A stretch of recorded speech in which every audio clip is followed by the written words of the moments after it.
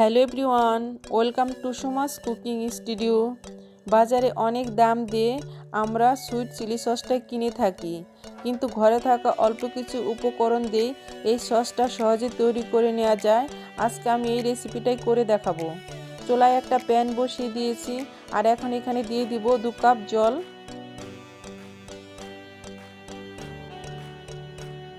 দিয়ে দিচ্ছি এখানে 7 থেকে 8টা শুকনো মরিচ।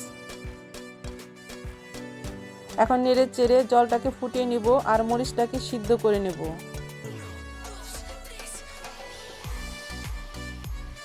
এই পর্যায়ে কিন্তু মরিচটা সিদ্ধ হয়ে গেছে, সিদ্ধ হয়ে কিন্তু ফুলে উঠেছে।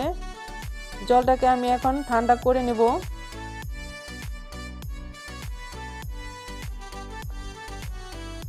ঠান্ডা করে ব্লেন্ডারে দিয়ে আমি মরিচ মিশ্রণ এই জলটাকে ব্লেন্ড করে নেব।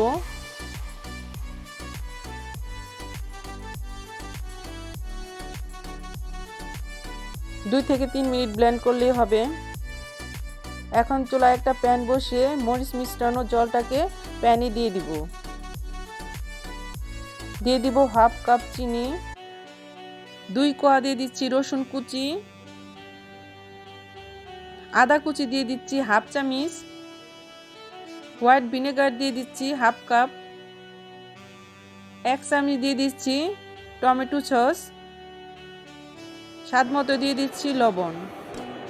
সবগুলো উপকরণ এখানে দেওয়া হয়ে গিয়েছে। এখন নেড়ে চেড়ে জলটাকে ভালো করে ফুটিয়ে নেব। জলটা ফুটে উঠেছে। এখন একটা বাটিতে আমি 2 চামচ দিয়ে দিব কর্নফ্লাওয়ার, আর সামান্য পরিমাণ জল দিয়ে কর্নফ্লাওয়ারটাকে ভালো করে নেড়ে চেড়ে গুলিয়ে নিতে হবে, যাতে ভিতরে কোনো প্রকার লাম্পস না থাকে।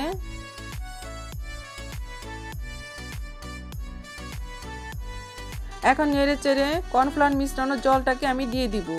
আর এই পর্যায়ে চুলার আঁচটা মিডিয়াম আঁচে থাকবে, আর অনবরত নাড়তে হবে। না নাড়লে নিচে কিন্তু লেগে যাওয়ার সম্ভাবনা থাকবে। আজকের আমার এই রেসিপি যদি আপনাদের ভালো লেগে থাকে, তাহলে আমার চ্যানেলটাকে লাইক, কমেন্ট, শেয়ার এবং সাবস্ক্রাইব করতে ভুলবেন না। নাড়তে নাড়তে দেখতে পাচ্ছি এই মিশ্রণটা কিন্তু একদম ঘন হয়ে গিয়েছে, আর চুলার আঁচটা আমি বন্ধ করে দেব। কিছু সময় ঠান্ডা করে আমি পরিবেশন করে দেখিয়ে দিব। দেখতে পাচ্ছেন আমার সসটা কতটা পারফেক্ট আর কতটা সুন্দর হয়েছে। আমার এই রেসিপি যদি আপনাদের ভালো লেগে থাকে, তাহলে বাসায় ট্রাই করবেন আর আমার সঙ্গেই থাকবেন। ধন্যবাদ সবাইকে।